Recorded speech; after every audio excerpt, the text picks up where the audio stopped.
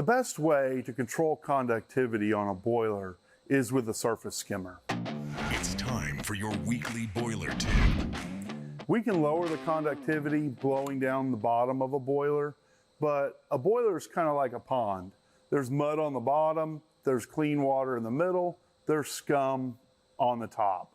So when we blow down the bottom of a boiler, we do need to do that anyway, but that's removing the mud, and then we're removing clean water. So why don't we go for the scum instead? When we have a surface skimmer system, it's pulling from directly below the water level. And the nice thing about that is we can leave that open, and that's the process of skimming. We call this a surface blowdown, but we don't treat it like a blowdown where daily we go out there and open it and then close it. What we want to do is throttle that, because if we can keep our conductivity even, we're never blowing down more than we need to and wasting good clean water, and we're always blowing down some. Because one thing's for certain, we're always accumulating conductivity and stuff like that in the boiler. So how we go about that comes down to valves. This blowdown line has a ball valve on it.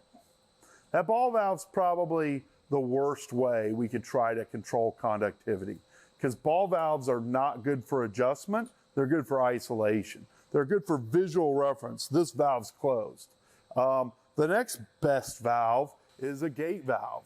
A gate valve is still not good for throttling.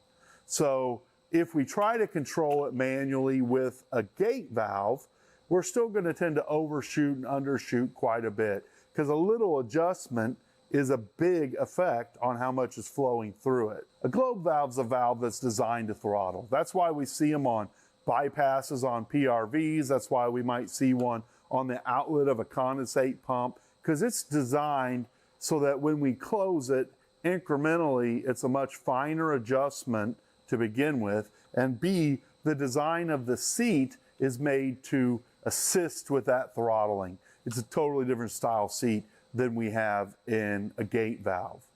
But the best way is with a needle valve. A needle valve will typically be reduced in size, and it has a very fine seat to allow fine throttling of the conductivity. So with a needle valve, I can make small incremental changes that are really actually going to be small changes.